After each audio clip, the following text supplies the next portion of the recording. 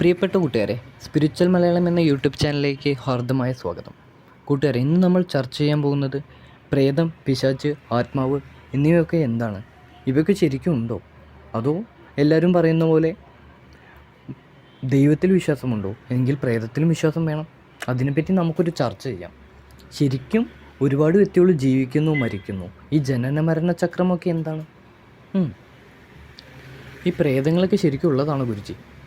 പ്രേതങ്ങൾ അവ ശരിക്കും ഉള്ളത് തന്നെയാണ്. ശരിക്കും നമ്മുടെ ആയുസ് തീരുന്നതിന് മുന്നേ മരിക്കുന്ന വ്യക്തികളാണ് പ്രേതമായി മാറുക. ആയുസ് തീരുന്നതിന് മുന്നേ സൂയിസൈഡ് ചെയ്തോ, ഒരുപാട് പക ഉള്ളിൽ വെച്ചോ, ഒരുപാട് സങ്കടങ്ങൾ സഹിച്ചോ, അല്ലെങ്കിൽ ഒരുപാട് തെറ്റോ ചെയ്ത വ്യക്തികൾ പലതരത്തിലുള്ള പ്രേതങ്ങളായിട്ട് മരിക്കും. ഇപ്പോൾ ബ്രാഹ്മണരുടെ കേസാവട്ടെ, ബ്രാഹ്മണരെ എന്തെങ്കിലും തെറ്റുകൾ ചെയ്ത് മരിക്കുകയാണെങ്കിൽ അദ്ദേഹം ബ്രഹ്മരക്ഷസാവാനുള്ള സാധ്യത വളരെ കൂടുതലാണ്. എന്നാൽ സാധാരണ മനുഷ്യരാകട്ടെ ഒരുപാട് തെറ്റോ പകയോ ചെയ്താൽ അവർ ദുരാത്മാക്കളായി മാറാനുള്ള സാധ്യതയുണ്ട്.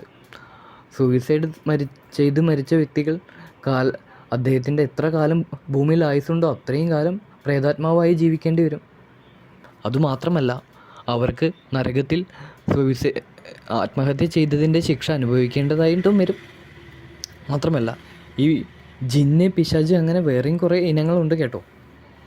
ഈ പ്രേതങ്ങളിൽ തന്നെ അവർ പകൽ സമയങ്ങളിൽ ഭൂമിക്ക് മേലെ ഒരു പ്രേതമണ്ഡലം എന്ന് പറയുന്നൊരു സ്ഥലമുണ്ട്.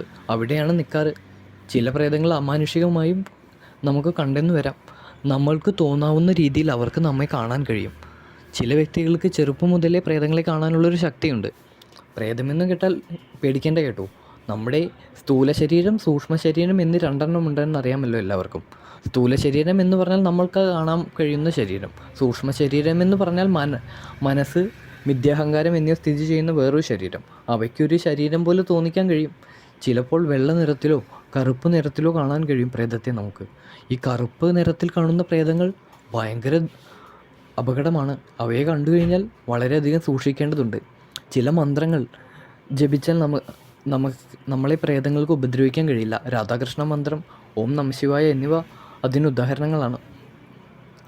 പിന്നീട് ഈ പ്രേതങ്ങൾക്ക് ശിവൻ്റെ അമ്പലത്തിൽ മാത്രമേ പ്രവേശിക്കാൻ കഴിയൂ. ബാക്കിയുള്ള അമ്പലങ്ങളിലെല്ലാം അവർക്ക് നിഷിദ്ധമാണ്. ഒരുപാട് കാലഘട്ടങ്ങൾ കഴിഞ്ഞതിന് ശേഷമേ അവർക്ക് വേറൊരു മനുഷ്യജന്മം ലഭിക്കാൻ കഴിയൂ.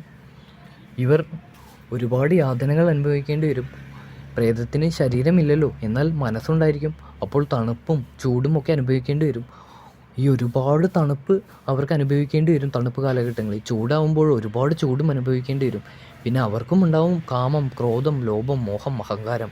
അവർക്ക് കാമവിചാരം ഉണ്ടായിക്കഴിഞ്ഞാൽ ഏതെങ്കിലും വ്യക്തിയുടെ ശരീരത്തിൽ കയറി അത് സാക്ഷിക്കുക, അല്ലെങ്കിൽ ഏതെങ്കിലും പ്രേതത്തിന് ഒരുപാട് ഭക്ഷിക്കുവാനുള്ള ആഗ്രഹം ഉണ്ടായാൽ ഏതെങ്കിലും ശരീരത്തിൽ കയറി ഭക്ഷിക്കുവാനുള്ള ആഗ്രഹം തീർക്കുക എന്നിവയൊക്കെ അവരുടെ പ്രിയങ്കരമായ വിനോദങ്ങളാണ്.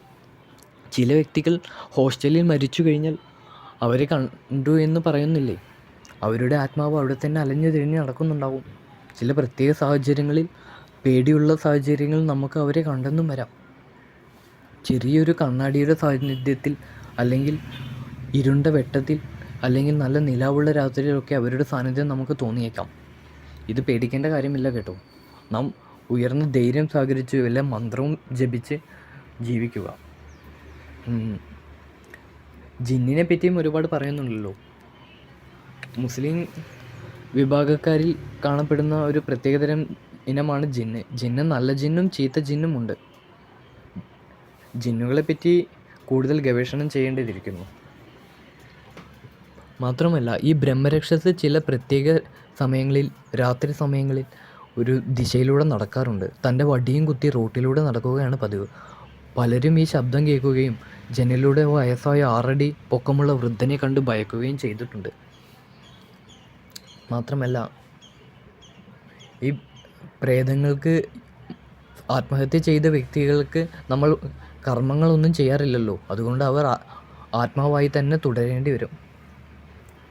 അവർക്ക് മോക്ഷം ലഭിക്കുക എന്ന് വളരെ കഠിനമായ കാര്യമാണ്. യക്ഷികളും പ്രേതങ്ങളും രണ്ടും രണ്ട് കൺസെപ്റ്റാണ് കേട്ടോ. യക്ഷികൾ എന്ന് പറഞ്ഞാൽ യക്ഷന്മാരുടെ ഭാര്യകളാണ്. എന്നാൽ പ്രേതങ്ങൾ എന്ന് പറഞ്ഞാൽ ദുരാത്മാക്കളാണ്. യക്ഷന്മാർ എന്ന് പറയുന്നത് വേറൊരു കൺസെപ്റ്റാണ്. അത് രണ്ടും മനസ്സിലാക്കി വയ്ക്കുക.